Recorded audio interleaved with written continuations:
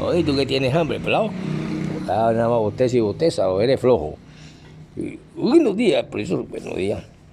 Porque vienen bostezando, profesor, esa vaina del hambre, profesor. Que ¿ustedes cómo van a tener hambre si sus padres labran la tierra, sus padres son campesinos, sus padres trabajan en fábrica?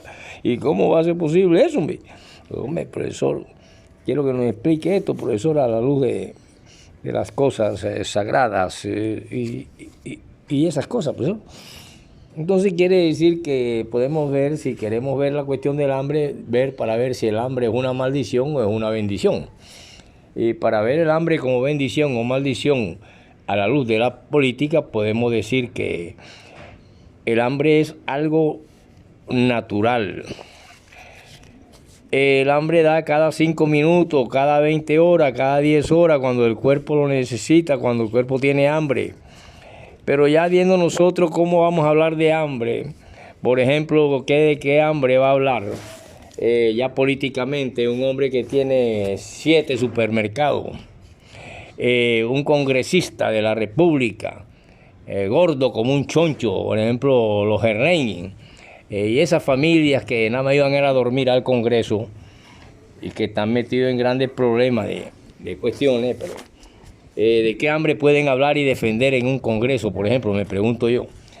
Una cosa es tener hambre ahora mismo y otra cosa es haber tenido hambre en el pasado. Y aquí sí es donde entramos el hambre en Colombia y Venezuela. Vamos a ver esto a la luz de la política, a la luz de las Sagradas Escrituras o de la religión. Para los que gustan o no gusten la religión. Nadie me envía 5 centavos, no tengo comprometimiento ideológico, ni político, ni religioso con ninguno. Soy libre y mi capacidad intelectual me permiten hablar de esta manera. Quiero decirle que el hambre es una cuestión que azotó a los más antiguos profetas y a los más antiguos hombres aliados con Dios. Ahí vemos el caso del famoso Juan el Bautista. El famoso Juan el Bautista se alimentaba era de lagartijas y se alimentaba era cogía la miel de los bejucos, de las avispas y langosta y pacopacos y cositas así por el estilo. Eso era lo que comía aquel individuo, lo cual nos estaba indicando que había una gran necesidad y hambruna en la tierra. Como lo registran muchos pasajes bíblicos. Había hambruna por todas partes. El pueblo mismo de Israel se veía obligado a irse a la gran metrópoli, al gran imperio de la época, era el imperio egipcio, porque allá había carne y había comida.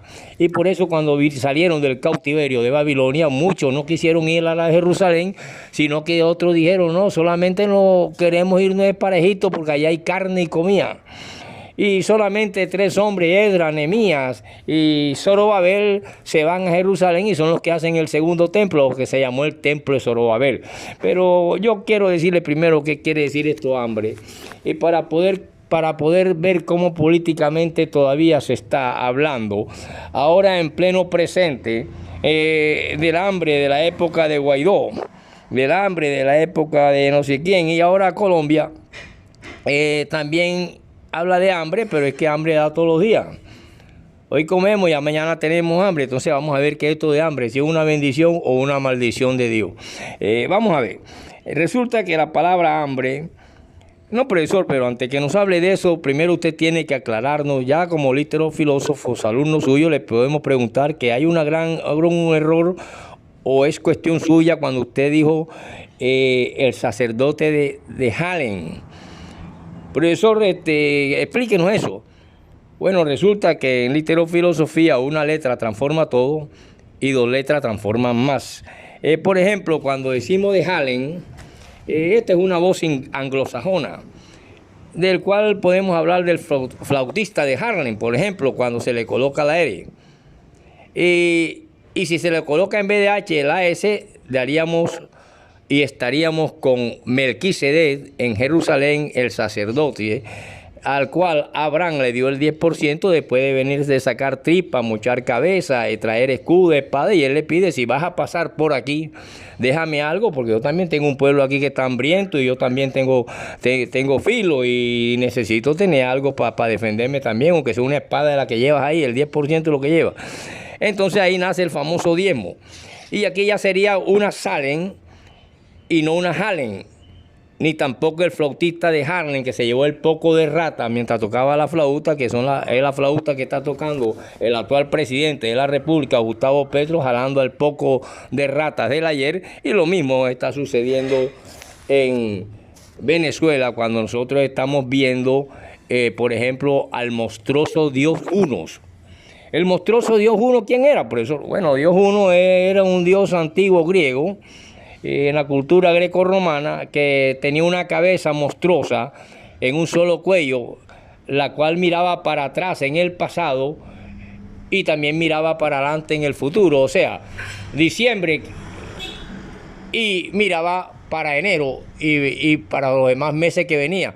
Y significa uno, y de ahí viene el nombre del mes de enero, porque queda un momento en que ya queda un pasado y entonces una cabeza queda mirando el pasado y otra al futuro. Así está la política nacional en la Constitución colombiana y en la Constitución Venezuela, que tengo ahí, que podemos leerla muy bien. Por lo tanto, le queda aclarado que una sola letra transforma todo. Entonces, cuando hablamos del sacerdote de Salem, estamos hablando de Melquisedec y Jerusalén, que era la antigua ciudad, el pueblito, el caserío de Salem, que hoy en día se llama Jerusalén, y en la época de Jesucristo también se llamó Jerusalén, allá al sur, después de la guerra civil, debido a la brutalidad de Salomón y de su hijo Roboam. Entonces, ¿qué pasa? Cuando ya nosotros estamos viendo que la palabra hambre es no más ni menos que la carencia extrema de alimento. También cuando escuchamos las palabras de un antiguo Dios, es decir, también se puede decir que tenemos hambre espiritual. Mucha gente son gorda, obesa, desarrollan la gula, pero su espíritu es raquítico, enfermizo, endeble y débil y con mucha hambre espiritual, y eso hace la diferencia en cuanto al hambre del espíritu y al hambre de la carne. ¿Cómo va a hablar de hambre un hombre a un pueblo que es dueño de 50 supermercados, por ejemplo? O un gordo como Gerlain durmiendo en el Congreso, ganándose más de 60, 70, 80, 200 millones de pesos mensuales, y con grande riqueza, a ir a hablar políticamente de hambre en el barrio de aquí de la Cuchilla de Villate y allá los tugurios de no sé qué, pero del pueblo ignorante y su semi-analfabetismo y su analfabetismo los endiosan, y entonces no saben ni siquiera el hambre que están pasando debido a qué. Ahora mismo nos hemos quedado todavía en Colombia, los noticieros y todas esas cuestiones, esa cantidad de porquería comunicativas como Caracol y RCN y lo demás, que todavía siguen pasando el hambre de Venezuela, culpable el actual presidente, pero no ven el bloqueo económico no solamente contra ese país, sino contra varios de Latinoamérica, lo cual ha venido a dar la nueva economía en que se han unido muchos países que han sido sancionados por la misma cuestión y han creado la nueva moneda que está desplomando y tiene en vilo la economía política y económica de Estados Unidos y la actual guerra mundial que se está dando. Por lo tanto, esta palabra del hambre es una carencia extrema de alimento. Hay un Dios uno con una cabeza monstruosa que mira al pasado y otro que mira al futuro. Ahora mismo, para pasar a Colombia, la famosa ruta de la seda tiene que dejar un diezmo a estos gobiernos para que se puedan pasar las mercancías de la China, de Oriente, del Asia Menor, por acá, por Venezuela, por Colombia, y ahí va la economía mundial que tiene el mundo dividido en dos. Por eso les hablé de la circunferencia en clases pasadas y les hablé de que un radio tiene 3,1416, dos radios 6, 28, 32, y que determinan la mitad de la Tierra en 180 grados y 180 grados para 360 grados que tiene la circunferencia. Y allá va la política nueva mundial, se llama geopolítica. Por lo tanto, ya el pasado, yo tuve hambre antes ayer. Ahora no tengo hambre porque me metí un desayuno.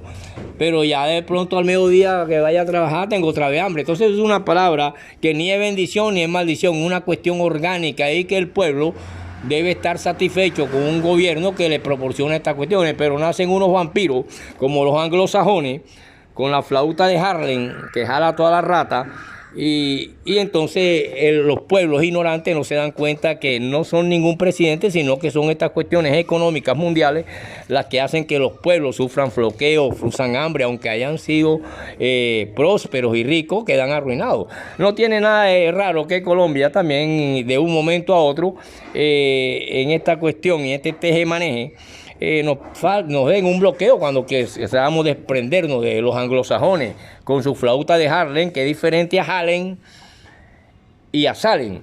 Por lo tanto, el hambre es una palabra que nos denota hambre espiritual. Hay mucha gente con hambre espiritual, aunque tengan 5 restaurantes. Y esto lo encontramos en libros como en Amós, que es un profeta menor, 8:1. El hambre es una de las plagas que habrían de sobrevivir en aquellas épocas cuando la cuestión simbólica de Babilonia la Grande lo revelan libros como Revelación 18, por ejemplo, que es el famoso Apocalipsis. Algunas Biblias dicen Revelación, otras dicen Apocalipsis. Apocalipsis significa lo que vendrá, revelación lo que se revela. Por lo tanto, hay muchas causas y efectos del hambre. Entre esas tenemos los bloqueos norteamericanos contra los países latinoamericanos. Pero la gente en su ignorancia y inofitez la achacan a un presidente individualmente o a un partido político, que un partido político no es más que una superestructura de una cuestión estructural económica. Por lo tanto, la sequía, las granizadas destructivas, como reflejó la época que ya cuando Moisés escribió el Éxodo, allá en el capítulo 9, 23, 25, las pestes, el arrasamiento de la tierra, los vendavales, todas esas cuestiones pueden llevar a la ruina a un imperio.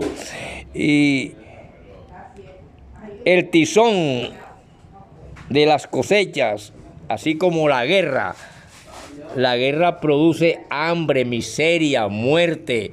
Y mucha gente ignorante lleva a sus pueblos a guerras, a cuestiones, y después se lavan las manos como Pilato y nadie juega y nadie quiere pagar cárcel. Entonces por eso Fidel Castro decía al paredón, hay que fusilarlos. Por lo tanto, tenemos aquí que la guerra es uno de los jinetes del Apocalipsis, lo mismo que el hambre. Y estas han existido en toda la historia del hombre desde que empezó a pelear con los animales por una cueva para refugiarse de las lluvias de candela, cuando todavía la atmósfera apenas estaba incandescente y no había una atmósfera que respiraba oxígeno como ahora, que ya está contaminado. Apenas se estaba formando en una forma pura y por eso hay los estados o las eras geológicas que tiene la Tierra, las diferentes etapas, las diferentes cuestiones que son en tiempo y espacio muy diferentes. Un año a un lustro a un siglo a una época a una era a un milenio, y etcétera, etcétera. Por lo tanto, tenemos aquí que ese libro de Amós, en el 4, 7, 10, nos habla de la langosta que en algunas ocasiones aparecían en enjambres inmensos, ocasionaban mucho daño a la cosecha y por lo tanto se dañaba la cosecha, y aquellos pueblos que solamente vivían del monopolio, es decir, si Colombia vive del monopolio del café, nada más vamos a estar tomando tinto todos los días porque no hay campesinos que siembren yuca, que siembren papa, porque la langosta se la come, no hay cosecha, no hay nada. Entonces, ¿qué pasa? Que todas esas cuestiones van siendo registradas por un escritor que hace el Pentateuco, que es la famosa Torá de los judíos, y los demás profetas mayores y menores que van creando los demás libros, y luego aparece el Nuevo Testamento en época de alguien que espera, un pueblo que está en las mismas condiciones bajo un imperio romano, que está con hambre, que está azotado, que está con enfermedades, que no sabe cómo, y aparece un Mesías. Pero actualmente ya no hay Mesías, le llamamos Mesías a los presidentes, que son iguales tipos, humanos, simples mortales, que tratan de resolver sus problemas personales y después lo que es la comunidad, o algunos que luchan por la sociedad en general. Y ahí estamos en la famosa guerra de luchas de clase. Por lo tanto, ¿y usted entonces en qué lucha de clase está, profesor? Bueno, nosotros nos situamos en la clase intelectual. La clase intelectual forma parte de las clases sociales, muy diferente a las otras clases. Por ejemplo, el campesinado y la clase obrera no tienen sino más representación quienes tengan voz y voto en el Parlamento para defenderla, que son los intelectuales y son los que conforman la superestructura de los partidos políticos. Pero los pueblos se quedan nada más, y el pueblo ignorante, con lo que diga la emisora, con lo que diga la televisión, y cambian de opinión como cambia de pantaleta una mujer cada vez que se mancha. Por lo tanto, esa es la opinión pública, el estar en constante cambio sin tener conciencia de las cosas que pasan, ni siquiera de las palabras. Entonces tenemos que aquí también, para ver el hambre durante la cosecha de trigo o la cebada, como en el caso cuando José llegó a Egipto, por ejemplo, un Israel hambriento que no tenía nada que comer se ve obligado a irse a Egipto, porque en Egipto había carne, y muchos aborrecieron a Jerusalén, y solamente 3 sacerdotes, un historiador, y Zorobabel, Nehemías, Zorobabel y Esdras, fueron los 3 que van a reconstruir a la famosa Jerusalén de hoy, que le llaman la Santa, y por las cuales usted puede caminar con hambre espiritual o con hambre carnal, como usted le guste. Ay, profesor, ¿en cuántas clases va a dar usted? Vamos a darlo en 3 partes, pero por ahora voy a meterme un desayuno porque tengo hambre. Nos vemos.